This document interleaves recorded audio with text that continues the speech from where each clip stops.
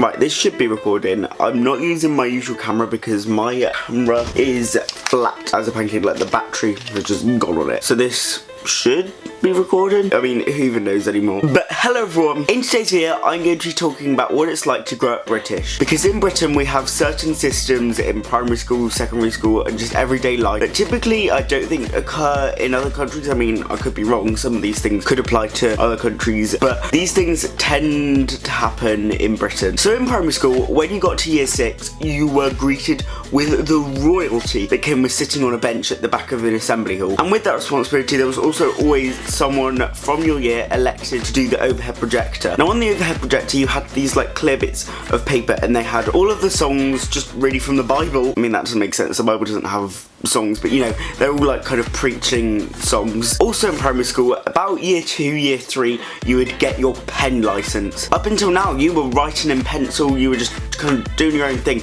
Then suddenly, you were given a Beryl handwriting pen. This pen was suddenly awarded to you for doing something amazing. Like just around this time, the teacher thought, you know what, this dude deserves a pen. Another thing was you also had the 64 Zulena song literally stuck in your head for hours. And on the road for TV shows, there were also certain times that were on every single night for TV shows. Like Mona the Vampire was always on at 4 o'clock, then Blue Peter was at 5. I just loved children's TV show in the UK. Also in primary school, anything was solved with a wet paper towel. Like if you'd broken your leg, they would just say put a wet paper towel on it. Literally anything can be cured with a sick bucket or a wet paper towel. But that was mainly because the first aid was run by the dinner ladies that were also like just there. Also, there were the gym lessons about once a year where all the apparatus in the hall came out. Now if you don't know what I'm on about, then I'll insert a picture here, but basically it all came out and oh my god, it was the time of your life. You'd be like Tarzan swinging on that rope. Now also in these PE lessons, you'd be told to do forward rolls on these safety mats,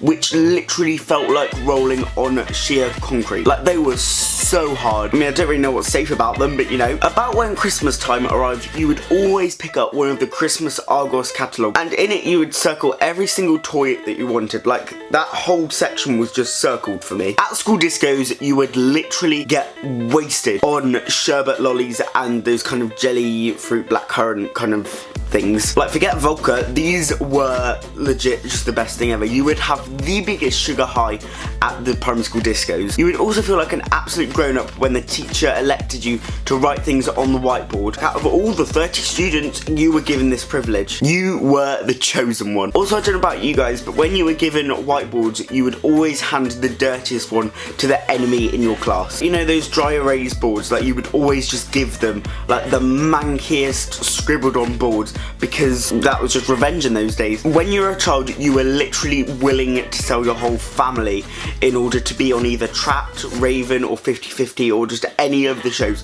Like, you were dying to be on that show. Also, once a year, there was always World Book Day. You would go in just the craziest costumes, and you would always be given a £1 book token. Now, I mean, these book tokens were never really spent by anyone, like, nobody used them, but they were given to you anyway. You would also pretend not to look at the biscuits being passed around the room, and when you were offered one, you'd act surprised, like, oh my god, you've given me a biscuit. We literally act like it's a heat wave as soon as it gets past 15 degrees. Like, we are there, like, sweating, we are boiling.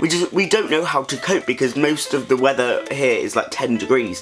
So as soon as it gets past 15, we're like, right, we're gonna have to get into our shorts, we're gonna have to stock up on water, just nobody knows what to do. We go into a meltdown. Literally, you would literally sit on a wooden floor singing your heart out to Jesus anthems, even though you weren't religious. Like, I do not get it. But yeah, that is it for me. I hope you guys find this even just a tiny bit relatable. If not, then I'm genuinely really sorry. But yeah, make sure you leave a like and a comment. Always make sure to subscribe. And yeah, peace, goodbye.